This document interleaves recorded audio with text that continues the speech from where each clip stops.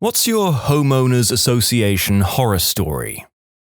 Well, here it goes. It's not my story, but my dad's. When I was real little, my parents owned a house in Florida that was part of a homeowners association. Behind the house was a lagoon or pond or whatever, and the backyard went right up to it. Basically, the backyard ended at a little slope that went right down into the water. One day, my parents got a notification from the HOA that the grass in the back was unkempt and this was a violation and there would be a fine if he didn't cut it. What they meant was the grass on the slope into the pond needed to be cut, even though that wasn't a part of the property. My dad said whatever, broke out the lawnmower and got to work. Just as he was finishing up, a huge frickin' alligator comes rushing up out of the water. My dad does the only logical thing.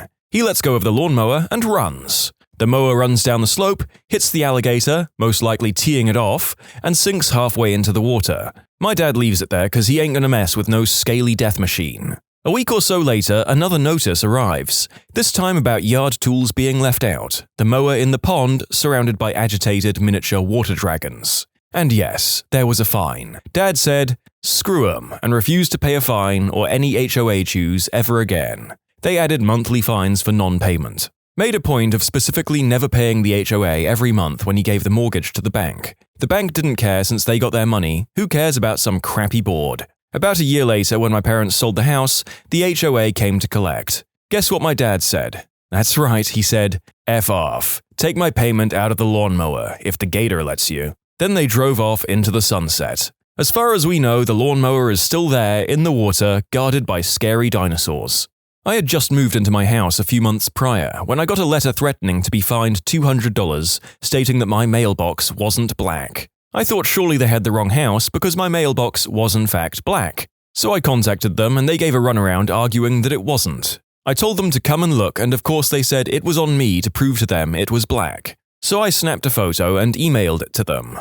I hear nothing back for well over a month, then get another letter giving me a courtesy week extension before I'm fined. I'm livid at this point, so contact the HOA again asking for an explanation as to what exactly the problem is. I'm finally told that neighbors felt my mailbox was rather worn and needed to be painted or replaced. So basically, it wasn't black enough for them. So I fricking painted it. Now for the part that set me over the edge. After a few months or so, I learned the fricking HOA will replace a mailbox as it's covered under our terms. So I called them asking about why they threatened to fine me when they were the ones that should replace it, if not to standard. They stated it was because they had no open work orders for my mailbox and that it was my responsibility to notify them if it needed maintenance, not theirs. If you fancy being really petty, every week send a request saying that your mailbox is in need of repair. I'm no stranger to these sorts of stories from petty, bored bureaucrats, but do they retire and resolve to do the same thing on HOAs? Because supposedly these associations are run by people weirdly passionate about the neighborhood. This just seems intentionally negligent and crappy. This is actually something that is an ongoing battle between my friend's mum and her HOA, or more specifically, one member. She lives inside this circular complex full of townhouses with a roundabout in the center that used to have a lot of trees and looked really nice, almost like a mini park. The HOA decided to cut down all of the trees without giving notice, and my friend's mum was annoyed. She went to complain about it and they basically said, "Sorry, too late." In protest of them doing that, she decided to buy this big inflatable palm tree that she stuck on her balcony for all to see. Decided to file a complaint because it looked gaudy. She knew exactly who it was and it upset her more that this person did that instead of coming to talk to her after years of living near each other. She was able to keep her tree and when Christmas came around, she even decorated it. She decided she was going to wage this war against the HOA and this neighbor by having annoying inflatable decorations on her balcony. When it started warming up, she bought a flamingo, which she likes to dress in Chicago Cubs or Blackhawks gear, depending on the season. I told my friend he should get her a 6-foot wacky waving inflatable Superman to put on there next, which I think would be hilarious, but I don't know if she wants to take it that far. They towed my car from my driveway. Yes, my driveway. Tags were legit. This was an HOA that had a limited allotment of parking spaces that were nowhere near the actual homes. The homes themselves had mini driveways. So after a really long day, there were no parking spaces available, so I temporarily parked in the driveway. Went in the house, came back out 30 minutes later to try to find a parking spot. Walked outside and thought my car got stolen. Nope, butthole neighbor, probably, plus towing company, plus California. Triple screwed.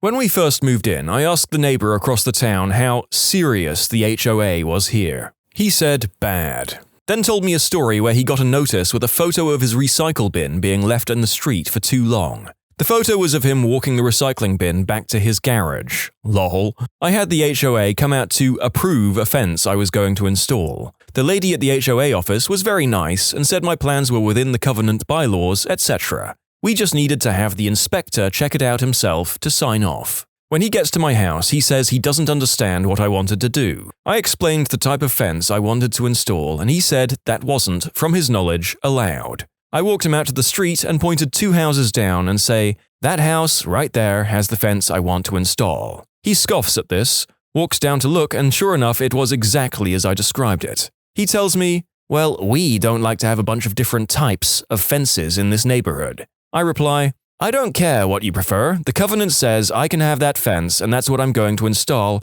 because it's within the specifications of the covenant." Old fella didn't have much to say after that. I got a letter the next week with "approved for fence install." What is the universal deal with all these people? Are they just all that bored that they exclusively live for the small moments of competition in their life? Who does this? October 2016, my condo started to collapse. We were forced to leave and officially homeless for a year, with a card from the Red Cross and everything. The HOA did nothing. No one would admit to anything, explain anything, or contact us at all. For a year we waited, when we were finally told the building was structurally sound again, only to be told a week ago that we have to get out and get everything we own out for a month while they do repairs. Sometime this spring.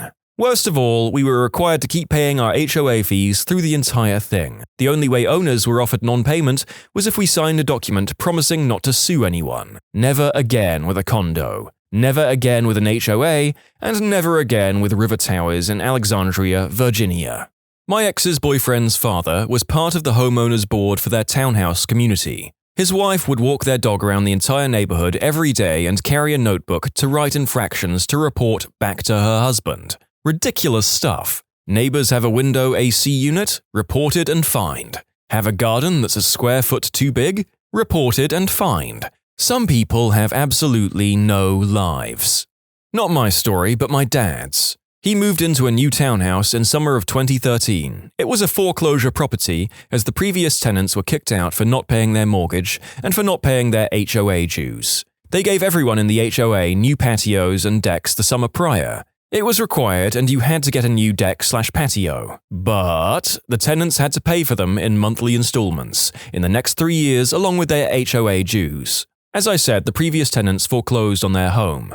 However, there was one rule placed when they got the decks, which was that you couldn't move out without paying off your deck first. He was told by the HOA that he would not have to pay off the deck because it was foreclosed and he was not responsible at all for paying it off. Sweet, free deck. He signed off on that. He moved in, but then he started getting assessments from the HOA for the deck. But wait, he wasn't supposed to be paying for the deck. He fought with the board. Even with the signed thing saying we didn't have to pay for the deck, the board went against him. He ended up having to pay off the remaining balance on the deck. To this day, he refuses to speak about this topic. It's a trigger for him. Most recent one was this year. They sent a letter saying no Christmas decorations until the 1st of December, and they all had to come down before the 3rd of January. They also sent a whole list of forbidden ornaments, including anything inflated or not in keeping with the spirit of the season. So basically all the light-hearted, funny ornaments. Look out the windows, kids. It's the Grinch's sad fricking cave. Anyway, we had beautiful weather on Black Friday, but had to wait until things got cold again before we could get out there and put up lights. Then, after New Year's Day, we had exactly 1 day to take down all our lights, and the wind chill was -25. Naturally, we decided, screw that, there's no way they will bill anyone for this, and opted to just leave the lights unplugged. We got a bill before 10 a.m. on the 3rd. Not a homeowners association, but a neighborhood association, so close enough. 2 quick stories about the same folks. A friend of mine who had a diseased, rotting, falling over tree in his front yard had to request the association's approval to have the tree removed. His request was initially denied and stalled for several weeks because the association wanted professional verification that the tree wasn't actually diseased. A cursory glance at a tree that was practically horizontal in the guy's yard wasn't enough, apparently. The church I'm a member of owns a house next door to the church. The house has some historical significance and is architecturally interesting, but at this point it's been totally abandoned for years. The family who built the house no longer has any interest in it, they sold it to the church and have no relatives in the city anymore. Because of the architecture and the length of the abandonment, doing anything productive with the house is likely a $1 million plus project. But the association has flatly refused to approve any non-reno plans and simultaneously has refused any notion at all to tear the house down. So the church is stuck with a house that is in increasingly bad shape, totally empty, can't be sold because of its condition, and the neighborhood association will not approve any plan to do anything with the house except leave it alone. I'll amend my earlier statements. These people aren't just bored and looking for a fight. They are all these things and also dedicated to avoiding all the actual duties they should be fulfilling in approving helpful work. For a man who has nothing to do with these bodies, they sure get me angry.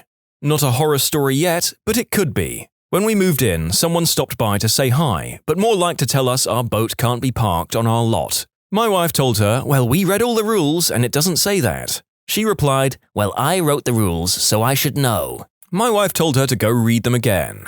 Don't hear anything for months. When we get our annual dues packet, there is a newsletter saying our lot is in violation and that we stated plans to modify our garage to fit the boat in the spring. We never said that. They suggested setting a deadline for us and setting a vote to add boats to the list they already had. Campers, fifth wheels, motorhomes, and travel trailers. Bought the house intending to build a detached garage, but in order to comply with the design rules, it would cost me $90,000. So I'm waiting till I get an official anything in the mail, then I'll get a storage unit. By the way, my neighbor has been here 6 months longer than us and they have a boat in their driveway too. They sent us a series of nasty notices to remove the dead tree in our front yard. The tree had lost all of its leaves and it was unsightly, apparently. The catch is that they sent us this notice in November. You know, like fall, when perfectly healthy trees lose their leaves. We pretended we didn't understand which tree they were talking about until spring, when the tree magically came back to life. "We're also going to fine you for leaving all that strange white stuff in your yard in the winter." Mine involves kids, cops, assault, a sex scandal, and the elderly. My very first place in college that I didn't rent was a townhouse condo. Typical cookie-cutter, 3-storied, 4 to a section, little cutout of suburbia for beginners. I lived near the back of the development. This meant driving by or past the front units every day to get to and from work and school. Our HOA board president, Sonia, lived across the street from our HOA treasurer, Zelda. Sonia was in her 30s, ran an illegal daycare out of her home, and I hated driving by her house after 3 p.m. or on weekends because her 2 elementary-aged kids would hide behind parked cars and run in front of your vehicle, screaming, "Slow down!" I got really scared after this happened a few times and only drove 5 miles per hour through there, and the little crapheads kept doing it. I spoke with their mum about how unsafe jumping in front of cars was. I'm only going 5 miles per hour because I'm terrified and they're basically harassing me and our neighbors weekly. Sonia says her kids are being neighborhood monitors and I should be thankful for their diligence. WTF. A week later at 7 p.m., after most of the residents are home, mostly young families, I pull in after working my retail job after class. I notice a tow truck. Then 2, then 3. Holy fricking crap. They're towing everyone in the neighborhood. I park in my garage and run upstairs and tell my roommates to move their cars from the street parking. They run out and sure as crap, everyone who parked on the street is getting towed. There's 2 of my neighbors fighting with the tow drivers that they've always parked there. It's a parking area, it's in our homeowner's booklet. We whip it out and the tow truck drivers say they're just following orders of Sonia and they leave when the police show up. Sonia put up home-printed paper signs and signed a contract with the tow company in the middle of the day without telling anyone. The cops advised all residents that tomorrow this would be effective, but that the homemade signs Sonia made were not legal and there was no posted "no parking" signs. Guys. That night she was out in the street with a red bucket of paint, painting the curb red. She had the tow company post their tow signs and no parking signs the next afternoon. Goodbye street parking. Now anyone who didn't fit in the garage had to park 3 blocks away outside the condo units. The next straw was when one day 4 large evergreen trees were cut down from a communal park in the development. Old lady and treasurer Zelda found out Sonia had paid her sideman, who was also an arborist, over $8,000 of HOA money to cut these trees down, without any discussion or approval from the HOA board. Zelda flipped out, and the next HOA meeting let everyone know what happened to the trees and how Sonia screwed our HOA money away. We were planning for a community co-op garden. After the 6 o'clock meeting, I guess someone else on the board called Sonia to let her know that she was going to be removed from the HOA president seat due to the unapproved expenses, towing issue, and more. Well, at about 8 p.m., I hear screaming. Like blood-curdling screams from a woman. Help! Call the police! People, it's Zelda. She's outside her condo, fricking screaming. Sonia came over, punched the 70-year-old Zelda in the face, pulled her out of her own home, locked her out, and was now threatening to harm Zelda's disabled and bedridden elderly husband, who was upstairs. Zelda's fricking hysterical. I'm on the phone with the police, and about 5 neighbors are also outside on the phone with the police. Zelda's screaming every curse word in the book through her own front door at our crazy ex-HOA president. Sonia was arrested that night for crazy crap like assault and holding someone hostage. Since Sonia was a single parent, her kids were taken away by relatives about an hour after CPS showed up. Zelda had this gnarly black eye and huge scratches on her chest, where I guess Sonia clawed through her shirt and pulled her into the haymaker. I only lived there 14 months and moved due to the escalating issues with the HOA. Wait, so things continued to escalate after this? What happened? Were the members threatening to nuke each other? When I was a kid, I lived in one of the 2 front rooms of the house, which were the hottest in the summer and the coldest in the winter. My dad didn't like to use the AC, so we all just had fans. One summer, it got so unbearably hot in my room that fans just weren't cutting it, and I was miserable. My dad then put an AC unit in my window, and it was awesome. But it was short-lived because the HOA told us to take it down because it was an eyesore. My parents told them it was for their child, but they didn't care, so my parents had to take it down. The kicker is that just down the street, a guy who had the exact same model house as us had an AC unit installed in the exact same window as the one we had it in, and the HOA never said a word to him. Didn't happen to me personally, but I guess I can tell you about my parents' experience with their HOA. Dad retired and decided that he really wanted to buy a camper and travel. Mum was all about it, both of them very excited. So Dad runs off and trades his F-150 truck for an F-250 with a big diesel V8, buys a gooseneck camper and waits for spring. Camper in the backyard, truck in the garage, no big deal. Not long after, he gets a visit from a lady. She's got a list of rules from the HOA that was established long after my parents had built their house, something like 15 years later when the subdivision really took off, saying that Dad couldn't have the camper on his property because it was an eyesore. Mind you, this camper is in the backyard between a 6-foot privacy fence. You could still see it, sure, but it's not like it was old and in disrepair either. So here's my retired parents living in a subdivision that has an HOA that was established long after they built their home, and the HOA is expecting them to abide by rules they didn't agree to. He never moved the camper. Not mine, but one of my good friends has a rather insane HOA. They actually used rented surveying equipment to determine that his clothesline was 1 inch taller than his fence, and fined him several $100s for some stupid structure beyond the fence rule they had. Same HOA had someone walking around actually measuring the length of the grass with a ruler and issuing warnings for mowing. We live in an HOA neighborhood and had a neighbor trying to sell his house a few years ago. I kept my trash cans by my garage. They aren't ratty looking or stinky, they looked brand new, and noticed when I'd come home, they were gone. After looking, I find them behind my fence in my lawn. This happened 3 times in a week, so after that I got annoyed and thought someone was screwing with me. I go to the hardware store and got the largest chain and padlock I could find and start chaining them to the post on my front porch. My neighbor is outside and I say, "Hey Craig, you wouldn't happen to know what keeps happening to my trash cans?" Apparently he scoured the HOA rulebook and found out they are required to be out of sight except on trash day. He thought my trash cans being visible is why he was having a hard time selling his insanely overpriced house in a crap market and was moving them himself. Never talked to me, never got a notice from the HOA. I yelled at him for a while and told him he's a fricking child and he should know better than to repeatedly come onto my property and screw with my stuff without my knowledge at over 40 years old. Trash cans or not, it's my stuff, my property, land, fence, and lawn. Everyone in our neighborhood receives fines for leaving garage cans at the road. It was trash day. But you didn't put it out 90 seconds before the truck arrived and remove it 13.6 seconds after. Shame on you. Well, if you're as aggravated as I am, let's end on the high note of the story of triumph over the formation of one of these monstrous organizations.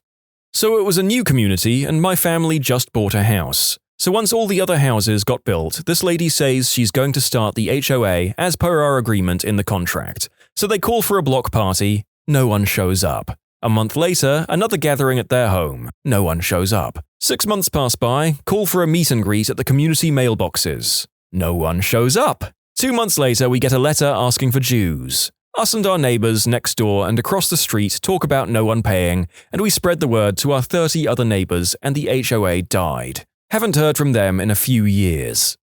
When you subscribe, make sure to hit the bell to turn on notifications. Put the playlist on in the background to finish listening to all the stories, linked at the top of the description. And if you like Am I the Genius, give Am I the Jerk a shot, linked in the description too. Either way, thanks a lot for watching, and we'll see you guys next time.